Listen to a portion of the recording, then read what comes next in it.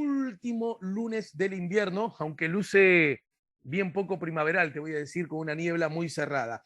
Decía que son las 10:39 en nuestro país. Me pregunto qué horas serán en Portugal para que nos responda a eso y otras cosas. Estamos recibiendo, lo hacemos con mucha alegría, con mucho entusiasmo, al doctor en ciencia política del Instituto Universitario Europeo, con la licenciatura en Ciencia Política de la Universidad de Buenos Aires y de hecho investigador principal del Instituto de Ciencias Sociales de la Universidad de Lisboa. Pone la mañana en camino. El... Me gusta mucho la definición que él hace a sí mismo en su cuenta Twitter. Ya le vamos a pedir que la recuerde. Andrés Malamud, acá en el 98.7. Hola Andrés, buen día, bienvenido y muchas gracias. Buen día, Alejandro. Buena tarde para mí. Son las 3 menos Exacto. 20 en Lisboa. Bien, perfecto. Ya almorzado me encontrás. Me, desde hace rato ya me llama mucho la atención cuál es la definición que vos haces de vos mismo en tu cuenta Twitter. Politólogo de la Barría, República Occidental del Uruguay, que es el Uruguay malo que nos tocó. Todos querríamos ser el oriental. No, no, no, no, no, no. Nos tocó el grande y bobo, hacemos lo que podemos con él. No, no, no. Si me estás diciendo eso para que yo te mime, lo estás logrando, porque no, en absoluto. En absoluto es. ¡Ah, no, no! ¡Qué grande! ¡Qué grande! ¡Qué grande! Esa es mi nacionalidad, digamos, aspiracional. Pero pará, Andrés, me tenés que. Vamos a hablar de lo que íbamos a hablar, pero me tenés que Vamos. explicar un poco de eso. ¿Cómo nace eso? Ese vínculo tan explícito con Bueno, yo te Uruguay. podría decir que papá y mamá pasaron la luna de miel en Uruguay y fui engendrado, y es verdad, pero no tengo recuerdos de eso, tengo la mística de lo que me contaron. Creo que tiene que ver con la política, con la cordialidad y con el hecho de haber conocido hace ya mucho tiempo a Daniel Chasquetti y Daniel Buquet. Y eso, la política, la urbanidad, la civilidad, la inteligencia y el humor de Uruguay está ahí encarnado en tantos congresos compartidos de ciencia política. Es algo que queda para la vida. Mira, venía con ganas de reprocharte tu entusiasmo en el marco de un ejercicio para evitar cualquier tentación nacionalista y chauvinista y xenófoba que yo, como te imaginarás, combato desde cualquier perspectiva en cualquier lugar del planeta. ¿De acuerdo? Entonces, pero lo que pasa es que me citas a dos amigos, hermanos de la vida, entonces yo sobre eso no puedo decirte nada. Lo que sí digo, simplemente para que estés alerta como quien le susurra, como el entrenador de arqueros que le pasa la lista en la definición por penales al arquero que está en el campo y le dice, en general, este patea para acá, este patea para allá. Llévalo como un trencito, como decimos nosotros, un machete, como dicen ustedes. Y yo soy de los que cree que Uruguay, imagínate, con relación a... Primero que me cuesta, soy de los que, francamente, a mí me cuesta mucho separar y dividir. Y en todo caso, separo y divido de la misma moda, del mismo modo que veo que mi hermano Marcelo es más pelado que yo, pero más alto. Y mi hermano Marco es más callado que yo. Casi cualquier individuo de la Tierra es más callado que yo. Pero no me olvido nunca, y que Sandra es mujer y yo varón, y que por el tanto ella usa el pelo largo, pero no me olvido nunca, a pesar de las diferencias, algunas que me gustan y otras que no me gustan, que son mis hermanos. Ese es el código con Argentina, desde mi perspectiva. Así que bueno, gracias igual por tanto mimo. Andrés, desde ese lugar y por esas mismas razones, porque lo que ocurre en Argentina importa y debe importar mucho a nosotros, al continente todo, creo yo, sin duda alguna, pero en particular a nosotros, me gustaría que esto en realidad estaba de alguna manera previsto que conversáramos acerca de un análisis que tú nos pudieras dar acerca de las elecciones a medio término que ocurrían en noviembre, las PASO, esta especie de, en mi condición, mi otra profesión es la actuación, que yo le llamo una especie de ensayo general, es perfecto, porque está todo, no sirve como decir que esa encuesta es quedarse demasiado corto, es un ensayo general, así es como va a salir. falta la gente, los podríamos traer, pero en general los que vienen a los ensayos generales son... ahí difiere el ejemplo, porque no es el público, pero el público va a estar obligado a ir, del mismo modo que vino acá, en fin. Eso es interesante para que nos cuentes. El resultado en sí mismo me parece que se impone, pero lo que pasa, que pasó algo interesante. Lo que ocurrió luego del resultado y lo que provocó ya no solo entre el vínculo entre el gobierno y la oposición, sino entre los gobernantes, pasó a ser el centro del análisis y la noticia. Andrés, vas a tener que explicarnos unas cuantas cosas. Adelante. Lo explican los redonditos mejor que nadie. Ensayo general para la farsa actual. Las PASO fueron el ensayo general y lo que siguió es la farsa que ustedes habrán acompañado por los medios. ¿Qué pasa en Argentina? Hay una notable estabilidad política porque los partidos se sostienen no sobre ideologías, sino sobre sociologías. El peronismo es el partido de los sectores populares y el no peronismo es el conjunto de partidos de las clases medias. Y eso no cambia desde hace 70 años. Lo que cambió fue la estabilidad democrática. Argentina tiene estas dos cosas que hoy permanecen, la democracia y los partidos. Y los partidos también tienen una constante, y es que son pésimos gobernando. Todos, ellos y nosotros, y puedes adjudicarle el ellos y el nosotros al que a vos te parezca. Así que fíjate que Argentina es un país de constantes. Democracia, partidos estables y economía rota. Todo lo que pasa en una semana es el producto de la convergencia de estos tres factores. Y creo que lo que mejor describe la Argentina es un chiste que hace tiempo viene dando vueltas. Si vos te vas 20 días de Argentina, cuando volvés cambió todo. Pero si te vas 20 años, cuando volvés, no cambió nada. Bien. Voy a insistir, Andrés. Desde esa perspectiva, digamos, Vas a a largo insistir, plazo. decir que estuve evadiendo. No. Voy a insistir para tratar de entender mejor. Y acá lo que queda en evidencia no es tu capacidad de explicación, sino mis cortas entendederas. ¿De acuerdo? Está bien. Me parece que es elocuente y además democrática, horizontal, la explicación de que los partidos están más marcados por la sociología más que por la ideología. Entonces, desde el relativo afuera uno puede entender un poquito más. Me gustaría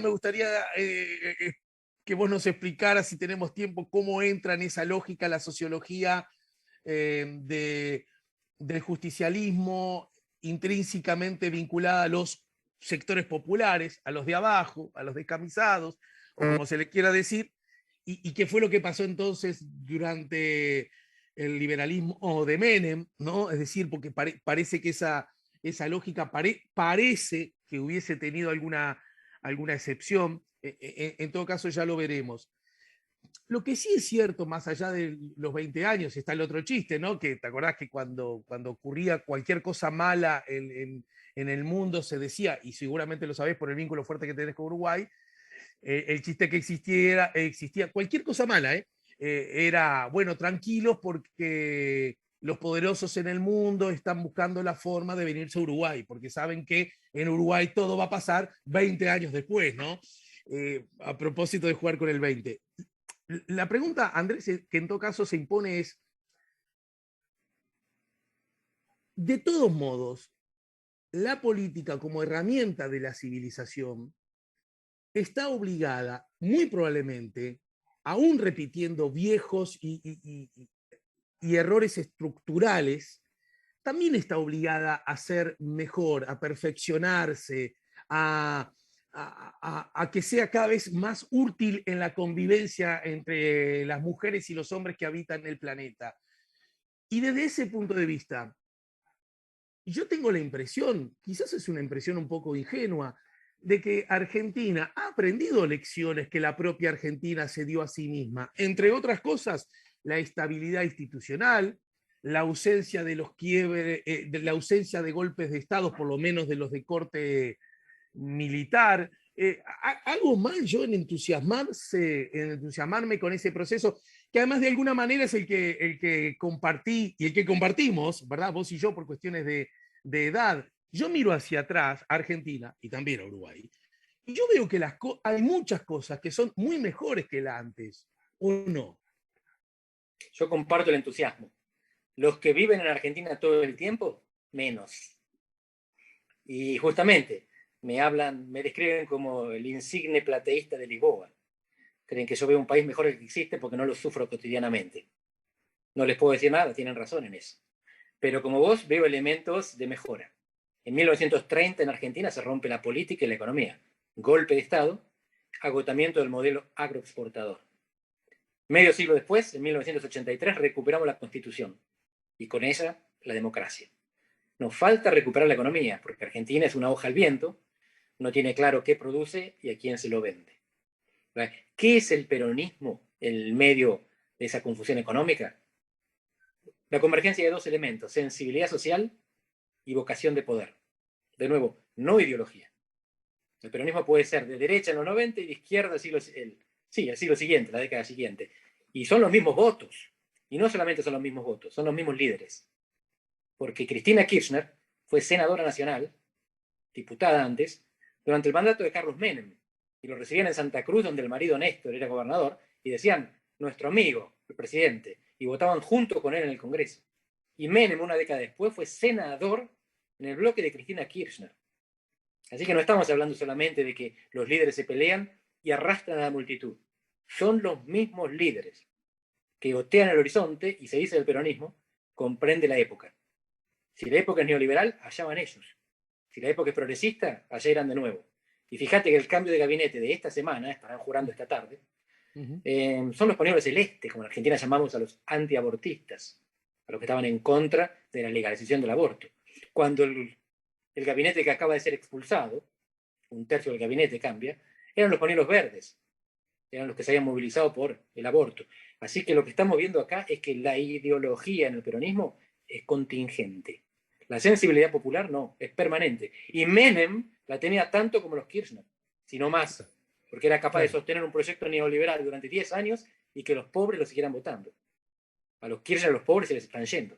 Sacaron el 30% de los votos en un país donde cerca del 50% son pobres. Quiere decir que ni siquiera logran retener a su base social. Mantienen la vocación de poder, se les escapó la sensibilidad social y se les escapó porque estuvieron convencidos de que encerrar a la gente era cuidarla. Nos encerraron durante 1 año y medio, nos dejaron sin clases presenciales, nos corrían cuando tomaban a nuestros runners, corrían a nuestros deportistas cuando salían a remar, y mientras tanto el presidente organizaba fiestas clandestinas, cuando no se podía circular, pero recibía a los amigos de la mujer. Bueno, esto es perder la noción, es perder la sensibilidad, es haberte despegado de la tierra. Vivían flotando en una nube de éxitos acabados. Ahora se dieron cuenta, están reaccionando, tienen 2 meses, muy difícilmente lleguen a tiempo.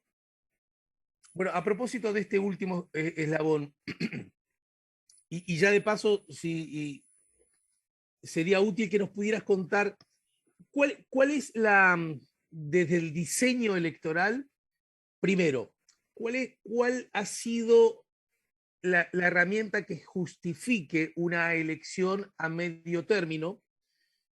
A ver, sacando lo que es obvio, bueno, sí, renovamos parte del poder legislativo, la mitad del Congreso, ¿verdad? La mitad de la Cámara de Representantes, un tercio de la Cámara de Senadores.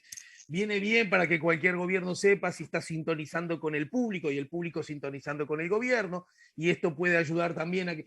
Ahora, en un gobierno que dura 4 años nada más, uno tiene la impresión que es como una invitación, ya no implícita, explícita, a vivir en una permanente campaña electoral.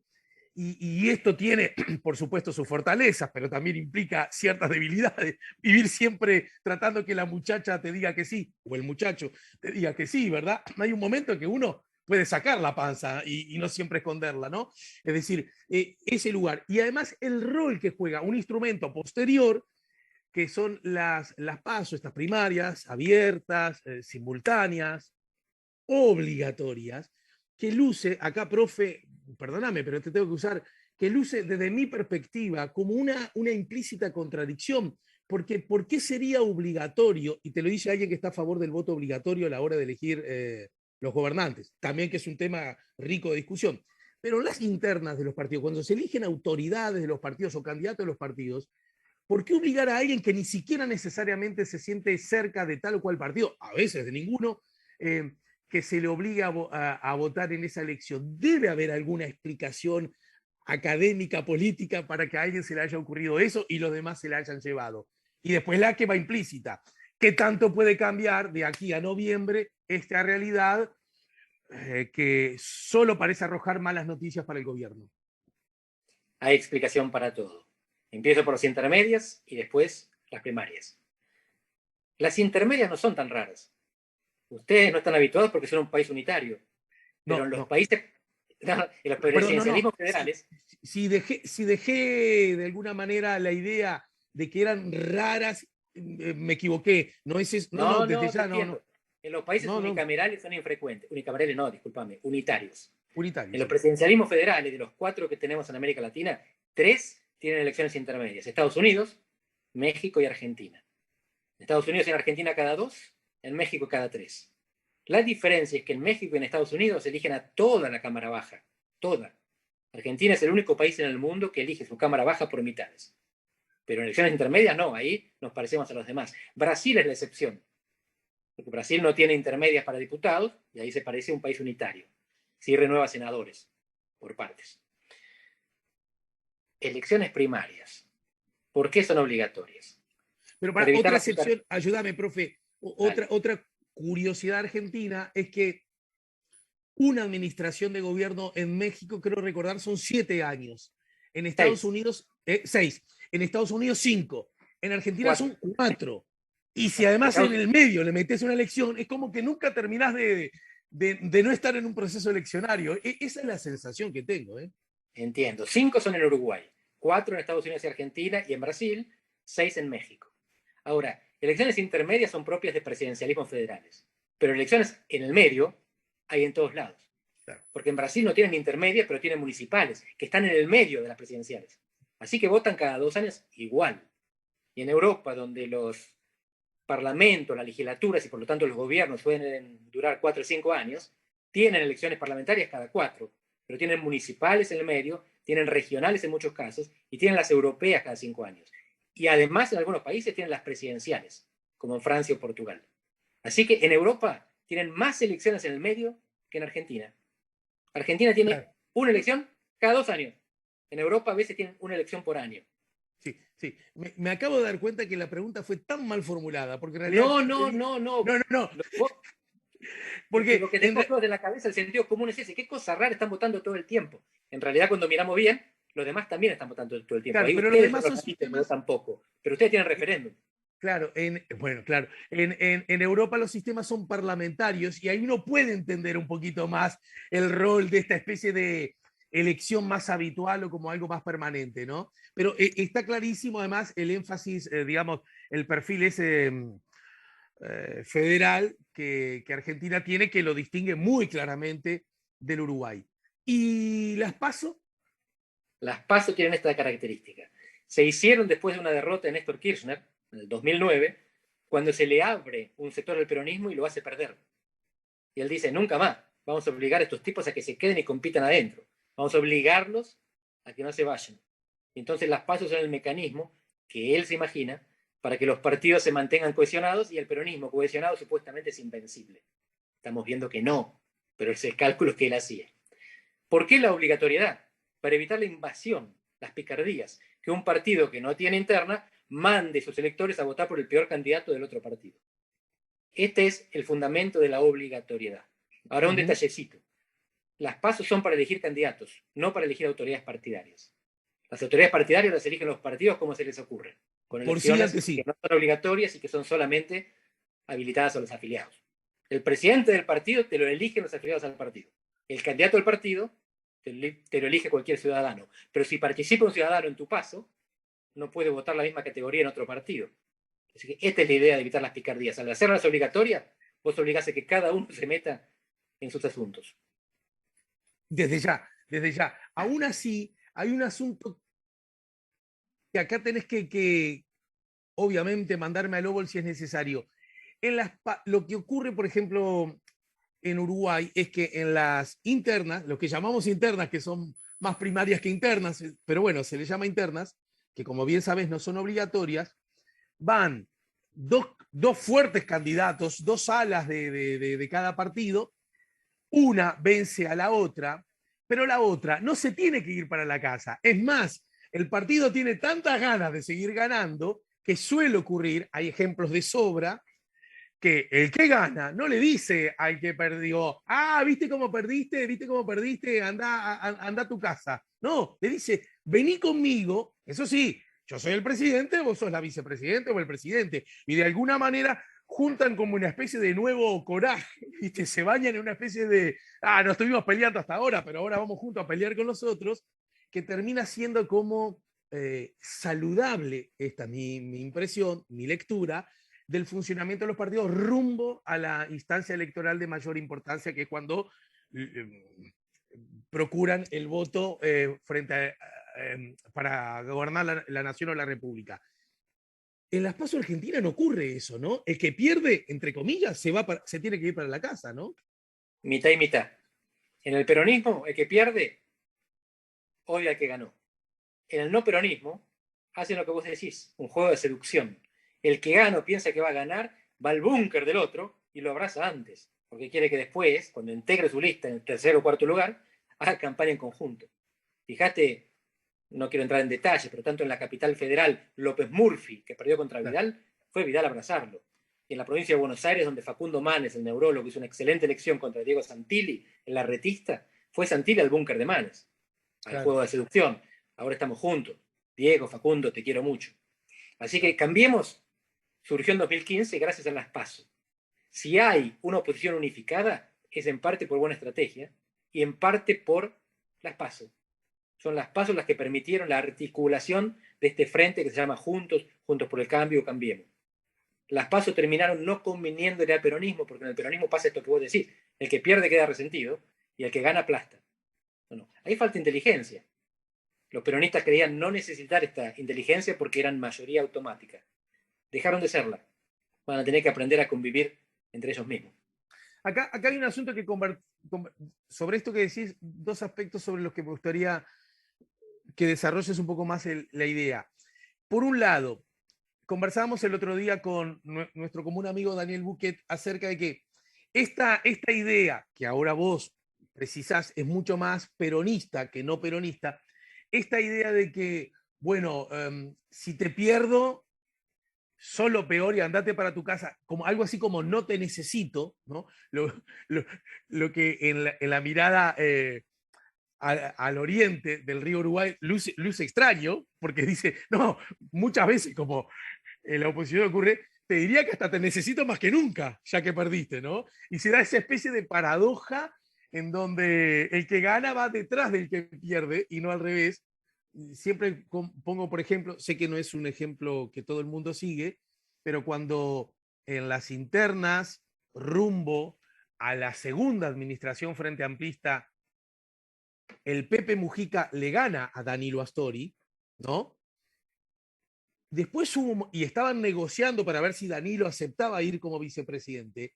Hubo un momento, yo sé que no se dice esto tan públicamente, pero hubo un momento en que daba la sensación que era Danilo el que había pedido, que había ganado, y digamos, los que habían ganado estaban dispuestos a hacerle concesiones para que aceptara la vicepresidencia. Entonces uno de afuera decía, pero perdón, ¿por qué es esto? Claro, lo que pasa es que quieren ganar, y como quieren ganar, te necesito a vos ahora, y cualquiera sabe que el necesitado se da el lujo de pedir un poco más en cualquier orden de la vida, ¿no?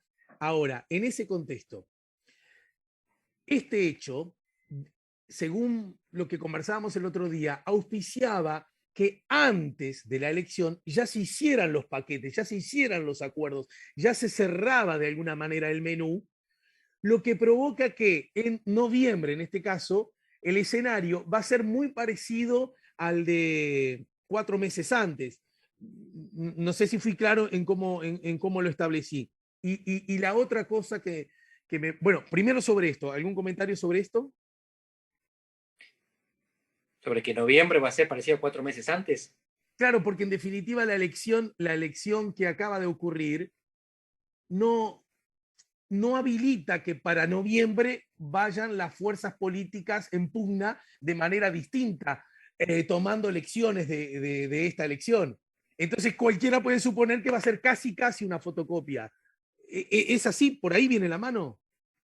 Después de noviembre te cuento, pero en principio sí, porque Juntos por el Cambio utilizó las PASO y son buenos perdedores y buenos ganadores, como recién decías, saben que les conviene juntos.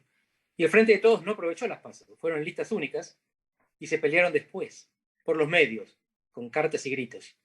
Así que no hay mucha razón para esperar que haya grandes mudanzas de voto. Lo que sí va a haber es un aumento en la participación.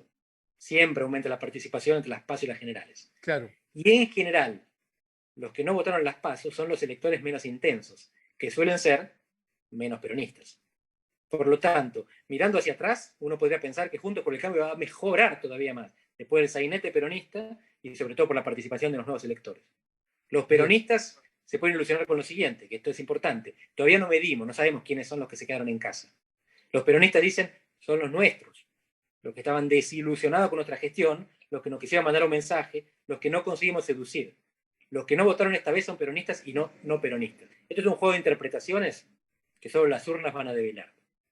Más allá de ese mandato sociológico a propósito de con quién uno se siente representado en la política argentina, la economía importa, ¿verdad, Andrés? Incide. Y si yo tengo trabajo es una cosa, y si además en mi trabajo gano dinero satisfactorio, y si veo que mis pibes van al estudio o incluso pueden llegar a niveles terciarios que yo nunca me lo imaginé, es una cosa, y si puedo ir a Miami, es una cosa, y si no puedo ir o a Punta del Este o a Mar del Plata. Es decir, la economía incide, la economía no está dando buenas señales, pero aún así hay herramientas que el Estado podría activar y los gobernantes podrían activar.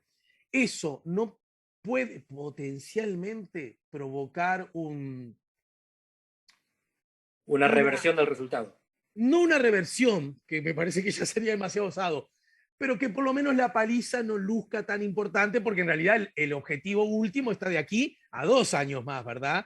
Que es cuando, más allá de las incapacidades que te... Ah, me pones cara, ¿por qué? A ver. Porque el objetivo es no ir preso. Y ese objetivo es común para Cristina Kirchner y Mauricio Macri. Y Cristina Kirchner y Mauricio Macri saben o piensan que los jueces fallan, no mirando el expediente, sino el poder. Y si se repite en noviembre la elección de septiembre, Cristina pierde el quórum en el Senado. Y si los jueces están mirando, van a oler sangre y van a ir por ella. Ella no va a ir presa mientras sea vicepresidenta, pero la van a estar esperando con las causas maduras para cuando termine.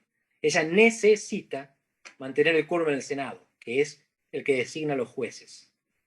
Y para eso hace falta recuperar 2 provincias que perdió en esta, 2 cualesquiera, o mejor dicho, 2 de las 8 que eligen senadores. De esas 8, el peronismo ganó en 2 y perdió en 6. De esas 6 hay 2, Chubut y La Pampa, donde ellos creen que pueden revertir el resultado. Entonces vos me preguntás por la economía. Va a seguir siendo un desastre por 2 meses más, pero con un helicóptero de plata, vos podés dar vuelta a 2 provincias. Esto es lo que el gobierno va a hacer hasta noviembre. Tirar un helicóptero de plata en Chubut y en La Pampa para ver si consigue mantener a los senadores allá. Porque dentro de 2 años está la prisión. Hay que ganar ahora. Abriste una puerta ahí. Porque para Andrés. Es la puerta de la cárcel, muchas te van a estar agradecidos. Vos me hablás, me tiraste 4 o 5 cosas que a mí, voy a jugar un poco, me dejan con las patas para arriba desde la perspectiva institucional y democrática. Es decir... Y porque ustedes lo peor que tuvieron es unas championes sin factura, ¿no? Qué cosa rara. Pero mirá que un poquito me hago, pero no tanto. Pero no hay separación de poderes entonces. Y otra cosa, un helicóptero de... Cualquiera sabe que cualquiera que está en el poder y maneja va a tener más chances de usar herramientas, armas del Estado a favor de un proyecto político que le incluya. Por eso está la norma y el control para tratar de evitar que eso no ocurra por lo menos tanto, ni tantas veces. ¿Hasta ahí voy bien, profe? Entiendo que sí. El asunto es, vos me decís, le van a tirar un helicóptero de plata acá y otro acá. Y nadie patea, nadie se queja, nadie, como decimos acá, nadie chilla. O, o como antes lo hicieron otros, sabemos que así se juega y a otra cosa mariposa. Y después una tercera que me gustaría que me lo respondas luego de esta brevísima pausa que quiero hacer junto con estas dos. Andrés, este panorama que tú estás dando es muy crítico para quienes ahora están gobernando Argentina, ¿no es cierto? Cualquiera podría suponer entonces, si agarra la película acá empezada, que los otros son terribles cracks, andan volando, son fenómenos, y cuando les toque gobernar vas a ver el montón lindo de cosas para hacer. Pero tengo un dato, hace 2 años ya gobernaron y no dejaron la cosa nada bien. Es decir, ¿es Guatemala para Guatepeor? ¿Es Guatepeor para Guatemala? ¿Se trata entre lo malo y lo más malo siempre en Argentina? Pero jugando, lo tiro así para que lo podamos ver luego en la pausa. ¿Te parece, Andrés? Dale. Andrés Malamud está poniendo la mañana en camino, estamos en el 98.7, lo está haciendo desde la bella Lisboa, llenita, exagero, de tranvías. El argentino Andrés Malamud, hincha, Andrés. De los Pumas, la Selección Nacional de Rugby. Bueno. También de los Teros, de los mundiales. Cuando bien. O sea, el rugby mucho más que el fútbol. No veo fútbol. Cuando era chico me gustaba el fútbol, era de River y de Independiente, lo sigo siendo simbólicamente, pero veo los partidos de la selección. Bien, perfecto. En los mundiales. Bueno, aprovecho mandar al hincha antes de Boca y hace tiempo ya de Huracán, gran amigo mío, nos hicimos muy amigos, pero el Puma Goiti, Gaby Goiti, que también supo entrar a una cancha. ¿Y vos jugás a propósito? No, estoy grande para eso, pero jugué de wing, porque era chiquitito, pero corría rápido. Bien, volviendo a las preguntas, entonces, a los escenarios instalados. Uno puede suponer, viendo lo que está ocurriendo ahora, sainete, utilizaste el término, ¿no es cierto? Uno puede suponer que entonces, felizmente, la población puede tener, digamos, paz democrática, institucional, republicana y de calidad política en lo que ahora es la oposición y hasta 2 años atrás gobernó la Argentina. Sin embargo, los resultados de ese conglomerado político no fueron satisfactorios para las inmensas mayorías y permítame la obsesión, en particular para los más frágiles, los más débiles. ¿No es así? Es así. El problema de Argentina no es solo de administración. El problema es que Argentina no tiene un modelo de acumulación, dicen los intelectuales que leyeron libros. ¿Qué quiere decir un modelo de acumulación? Una economía que tenga la capacidad de producir lo suficiente como para que los ciudadanos tengan bienestar. Ajá. Hay economías que producen en el campo y exportan, hay economías que producen bienes industriales para no importar, hay economías basadas en el conocimiento, y Argentina no es ninguna de ellas. Tiene islas de excelencia en un océano de mediocridad económica, y no encontró su camino después del agotamiento de los dos modelos anteriores, el agroexportador y el industrial sustitutivo. Tiene un campo súper tecnologizado, moderno, desarrollado, y con ese campo no consiguen comer 45 millones de personas. Tiene un nicho de 11 unicornios, empresas de alta tecnología que valen más de $1.000 millones, son súper innovadoras y están por todo el mundo. Y tiene satélites, energía nuclear, reactores, tecnología nuclear, y varias otras cositas, y todas ellas no alcanzan. La estructura económica argentina necesita más diversificación. Y hasta que no consiga esto, todos los gobiernos van a administrar la penuria. Les va a ir un rato bien cuando estén altas las commodities en el mundo y les va a ir mal cuando bajen las commodities. No hay nada que hacer, no tiene arreglo de esta manera. Hay que cambiar el modelo de acumulación. Hay que descubrir qué se produce y a quién se le vende, de tal manera que eso alcance para que todos podamos vivir mejor. No como ahora, que tenemos una década perdida, pero en realidad son 70 años. Y si no lo querés poner en discusión, 1975, que es ahí donde todos los partidos se acuerdan, se terminó lo que se daba. Desde 1975 estamos en péndulos permanentes sin encontrar nuestro lugar en el mundo.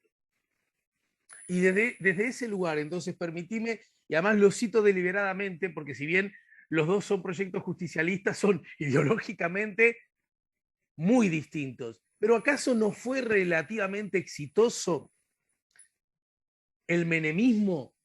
Y créeme que cuando digo esto, a mí desde cierta perspectiva me cuesta, pero soy justo con la realidad y jamás siempre viajo a Argentina. Uno podría decir que desde esa mirada, desde esa lógica de entender la economía, uno podría decir, pero ¿acaso no fue exitoso eso? Y agrego, ¿y acaso el arranque de la era acá con un presidente que nació muy débil, por obvias razones, ¿verdad? Porque tuvo muy pocos votos en la primera vuelta, de hecho no fue necesario la segunda vuelta, y que parecía como, perdóname la reflexión casi de parada de ómnibus, de parada de micro, ¿no?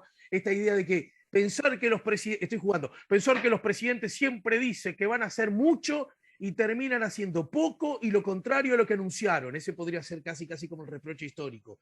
Y Menem y Néstor dio la sensación que lució todo lo contrario.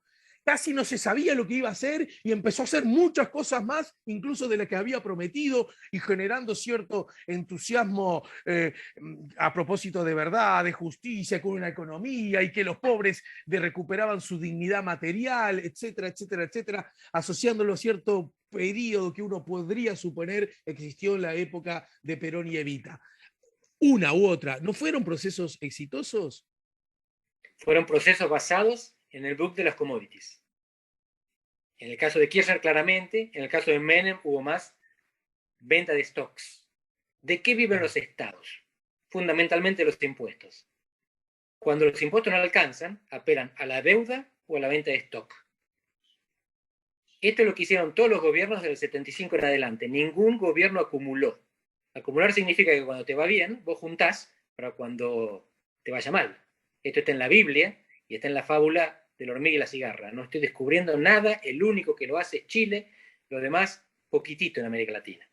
Panamá es una excepción porque es una ciudad-estado que se convirtió en un hub, en un nodo internacional porque tiene el canal. Si alguna vez hay un país latinoamericano desarrollado, va a ser Panamá, que es como Singapur. No es por los méritos que hizo, sino por el lugar en el que está enclavado. Chile está un poco más lejos, a pesar de que es el único que hace algo parecido a acumular. En Argentina no hay acumulación. Y sin acumulación, no hay capacidad de proyección de futuro. La acumulación es lo que te permite invertir para adelante y pasar el invierno. Bueno, ningún presidente hizo eso. Tanto Menem como Kirchner, que tuvieron periodos de estabilización macroeconómica, consumieron stocks o deudas. Y ahora, para que al pasar tiraste una cosa hermosa desde mi punto de vista, citando a Chile, a propósito de la capacidad, perdón, contracíclica, ¿no? Esto de manual, de que cuando me va mal, uso lo que junté cuando me fue bien, ¿no? Y más o menos ir tirándola. Pero en Chile ha fallado, profe, no lo estoy diciendo como una novedad, y mucho menos para ti, ha fallado la otra gran pata, porque esta consigna, digamos, económica básica tiene que ir de la mano de la otra consigna, y es la importancia que la política tiene que tener en la vida permanente. Y son muchos colegas tuyos, he conversado con muchos, créeme para aprender, que dicen que uno de los pecados casi originales del sistema chileno era una clase política sin vasos comunicantes con los ciudadanos, una política que no dialogaba ni estaba cerca de la gente. Y ese sí que parece ser un error machazo, ¿no? Bueno, los que describieron esto que estás contando son dos uruguayos, David Altman y Juan Pablo Luna, que lo publicaron en 2011. Lo estaban estudiando desde antes. Y ellos hablan de partidos estables, pero desarraigados, tan desconectados de la sociedad. Esto se manifestaba en la poca participación electoral. El 50% de los chilenos no votaban. Cuando salieron a la calle a protestar, la dirigencia política dijo, ups, ¿dónde estaba toda esta gente? Y la primera dama lo dijo más claro, esto parece una invasión alienígena. No se daban cuenta que había gente. Y el ministro de Salud dijo, cuando impusimos las restricciones de movimiento, el confinamiento, jamás nos dimos cuenta, no sabíamos, ignorábamos que tantos chilenos vivían hacinados. Y por lo tanto estamos fomentando las condiciones de contagio, además de la mala calidad de vida. Era una élite que desconocía a su pueblo. Y acá esto es importante. Lo que fracasó en Chile, más que el modelo económico, es el modelo social. En Chile hay un tremendo clasismo, uno de los más evidentes en América Latina, porque es un clasismo en el que conviven cotidianamente en la ciudad. Hay otros clasismos en Perú, en Ecuador, que uno no los nota, porque están los indios en el campo y los blancos en las ciudades.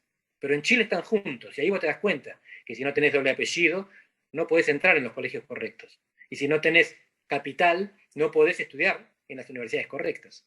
Y por lo tanto, lo que vos tenés es un sistema en el cual los pobres ven a los ricos triunfar y se resienten.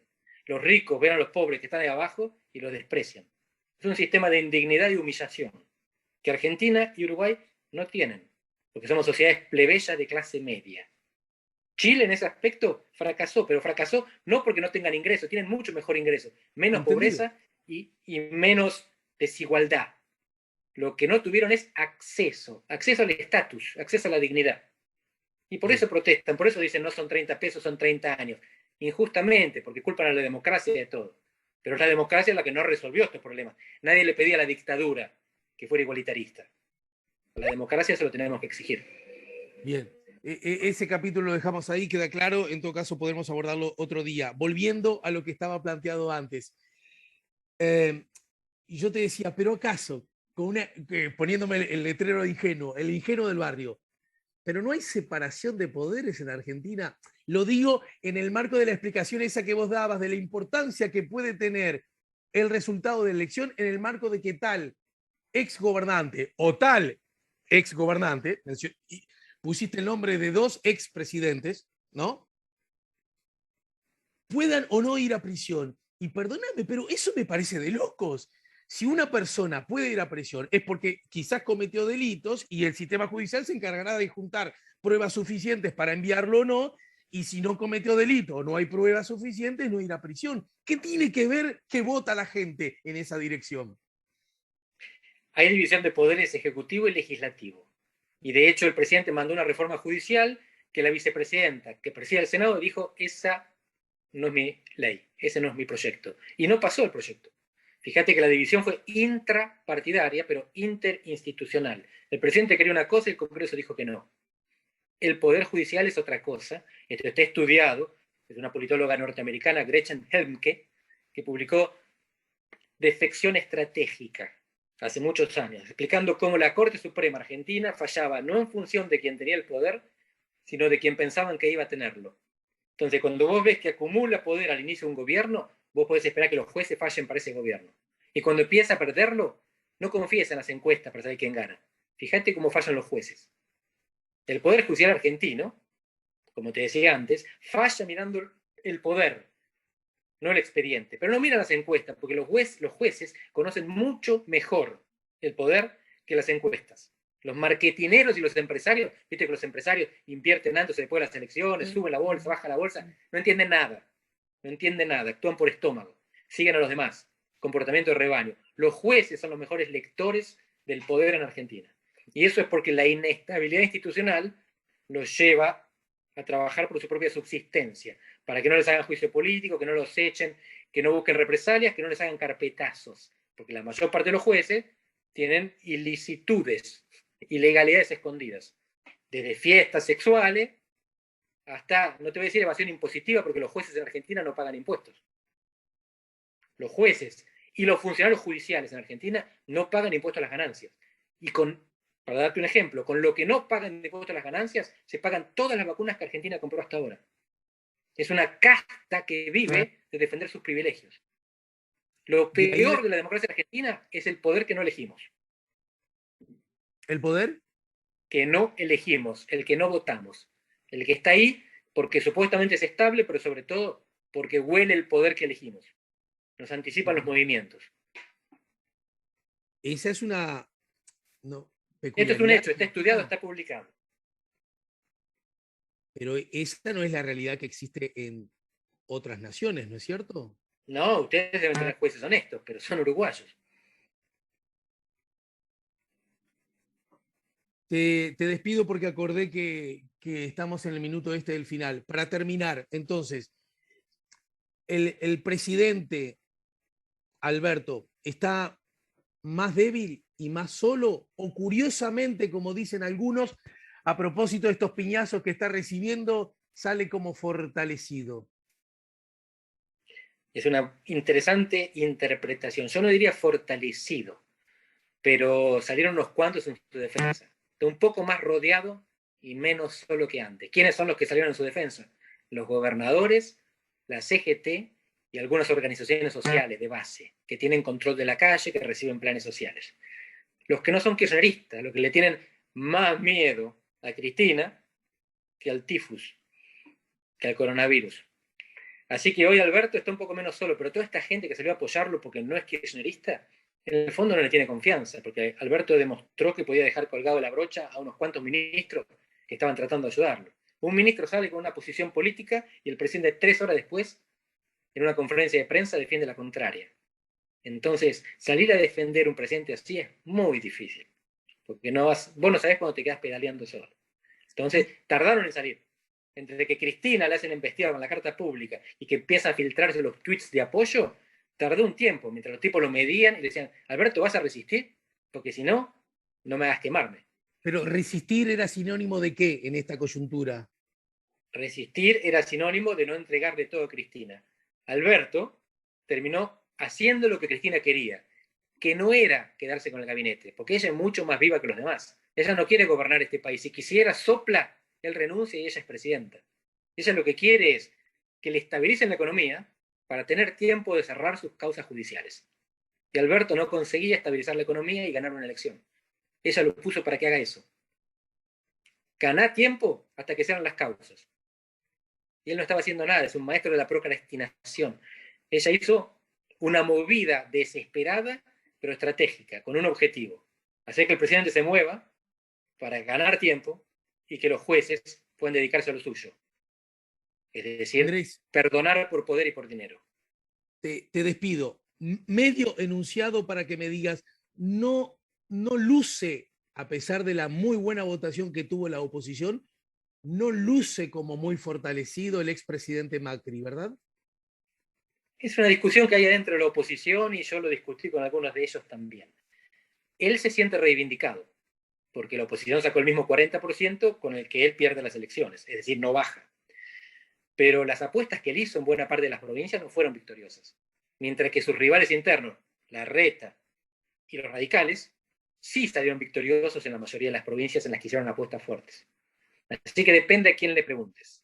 Es cierto que no hubo una sanción 2 años después para un mandato que fue económicamente frustrado, pero tampoco hay hoy un movimiento en favor de Macri, presidente, otra vez, ni mucho menos. No hay sanción, pero no hay recandidatura, no lo están proclamando otra vez.